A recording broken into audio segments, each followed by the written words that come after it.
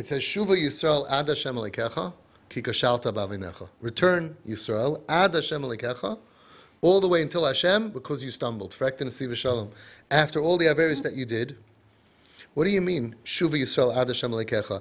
How can you really return all the way to Hashem after all the Averis that you did?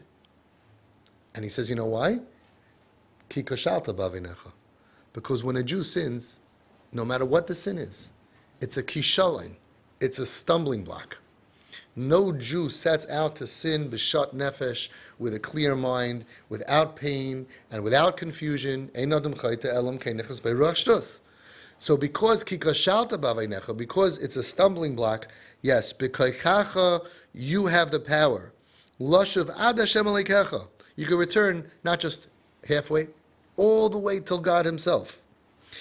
Mipnei shekol hachatoim shelcha heim rak kishlonos. They're only stumbling blocks. Ve'enam shinu be'etzem mahusach. It didn't change your essence.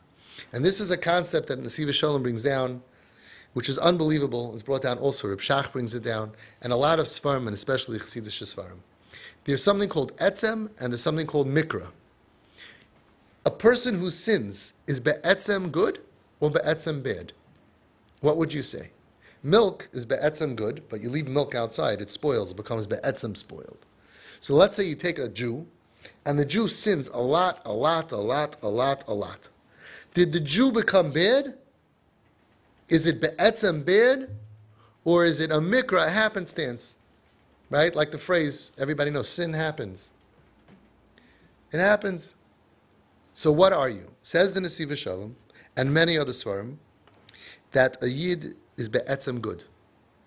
And nothing that a Jew does ever can make you change your etzem mitzius of being good.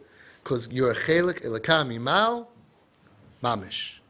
And that never can get bad. You're a chip off the old block. You're taken out, you're chutz, right? Mekisei hakavod chutzvah. You're carved out. And that, nothing could ever happen to that. So why do you sin if you're so perfect like God? Because stuff happens. Rachshtus, pain, issues, but it never changes who you are inside. As the Nesiv Shalom brings down, he says one of the yisoid of chinuch is as follows. This concept.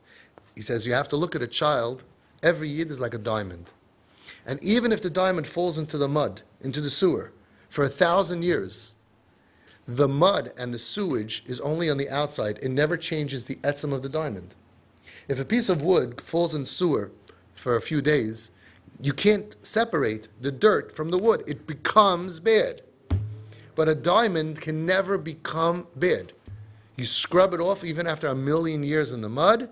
The actual diamond was not affected. It's only on the outside. And once you get rid of the schmutz, v'az yuchsar oiroi alav kibirishayna. The original sparkle will still be there as if nothing ever happened. So too, says the Nesiv Shalom, he brings down from the Sabbath Kadisha, that every Jew, the yisoid of chinuch is to know that whatever they're doing today did not change the etzem mohos, the essence of the person. And that's why we see. Look at how many kids, after you think they're so far away, you look at them all of a sudden a few years later, and the chayzer b'tshuva, and the light is shining. What happened? You weren't damaged? Not at all. Not at all. It was all external. It was all on the outside. And we see it happen all the time. That people come back, and they come back to Hashem, and it's like without damage. It's unbelievable. He says, why is that? Because there's etzem and mikra. The etzem of a yid is pure and holy and chelik l'kam imal, and there's no sin that can damage the etzem of a yid. Therefore, when it comes to the Yom Neiron, we can go proud, because a person who's dirty, let's say he's a plumber, and he's very dirty, he just has to shower. He is not dirty. His clothing is dirty. On the external, he's dirty. On the outside, he's dirty. That's how we have to look at it.